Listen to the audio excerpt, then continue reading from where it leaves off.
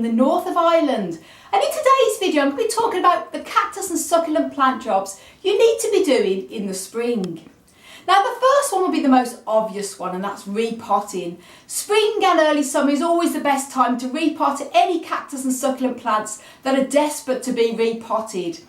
And the second one will be make sure that you've got enough plant pots as well. It's always good to have a selection of many different sizes of plant pots, so make sure you stock up on plenty of plant pots. The next one will be checking for signs of buds, and this is the most exciting one because springtime brings buds, and this is always the most exciting thing for me to do, going into the polytunnel and checking all the cacti, seeing for signs of buds that's appearing, and I've seen quite a few already, which is really exciting. Now the next one is not so pleasant, but it's a necessity to do, especially in the spring when the warmer weather starts coming, and that's checking for any signs of insect pests on your plants. With the warm weather comes insects that breed like rabbits, such as mealybugs and spider mites, so you have to be on your guard, and if you see any pests, treat them as soon as possible.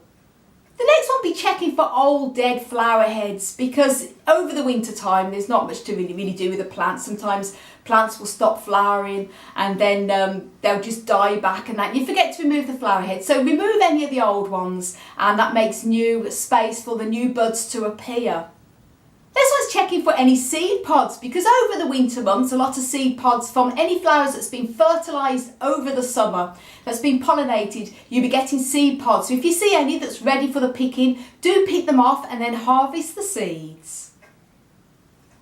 Next one is removing dead leaves. Now with succulents, they have a terrible habit of dropping and dying off the dead leaves over the winter months. So start off the spring by giving a really good spring cleaning on your succulents and remove any dead leaves. Echeverias are very prone to dropping their leaves as they come into growth in the springtime, so do prune them off. With aloes as well, and also with gasterias, if they have the old dead leaves, also prune them back with some pruning shears or some little small nail scissors. Next one will be is to check you have plenty of soil for over the spring and summer when you're doing your repotting. Now I like to make my own soil mix of 3 equal parts of loam, grit and sand, and I like to use a loam based soil by Clover John in his number 2, very good brand. But you can use any type of well draining soil that you like to use for your cactus plants. And if you want to know how to make cactus and succulent soil, then I'll link a video up above on how to make cactus and succulent soil in 3 easy steps. I always like to sieve through the loam as well to remove any dead bits of twigs and stones that you often get in the soil bags. The next is to make sure you have plenty of things like fertilizers and bug sprays and anything you need to use on your cacti and succulents over the spring and summer. So if you normally use lots of, like for example, I like to use tomato feed to encourage flowering on my cactus plants, and I stock up on that, either Tomarite or any other brand you like to use, a good quality one. And also you make sure you've got bug sprays, so if you do see insects you can treat them straight away. I always like to use neem oil with horticultural soap as much as possible, and rubbing alcohol to dab on any individual mealybugs that I see. But sometimes chemical measures have to be used, so I like to use a big selection of many different types of bug treatments. Always the neem oil first, natural methods, and if all else fails then you go on to the chemical thing. So selection of fertilizers, bug sprays, everything you need over the spring and summer months.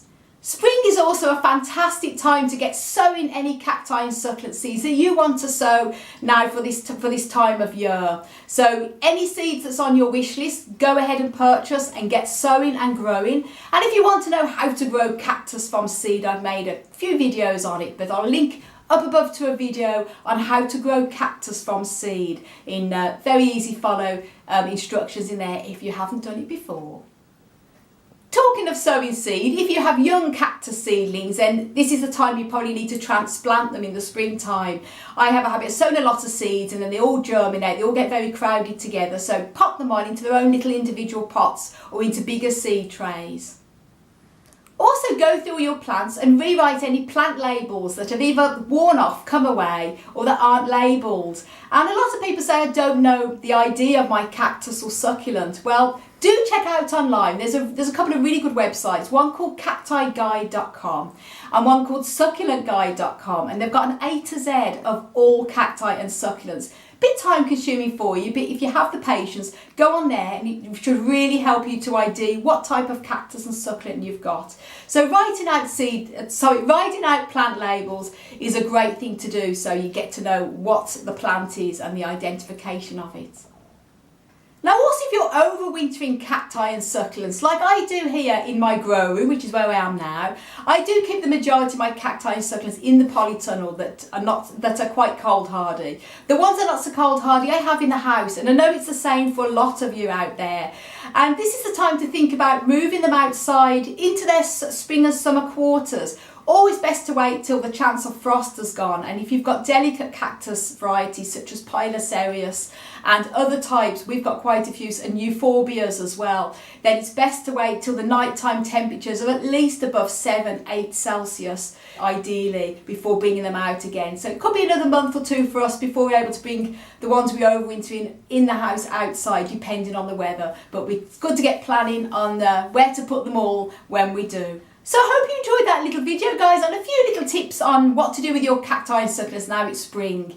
And I want to give a very special thank you to my wonderful fiancé Hans, who has been filming me behind the camera. So do give him a big thumbs up, everyone, and do go and subscribe to him as well. Plant Daddy, links up above.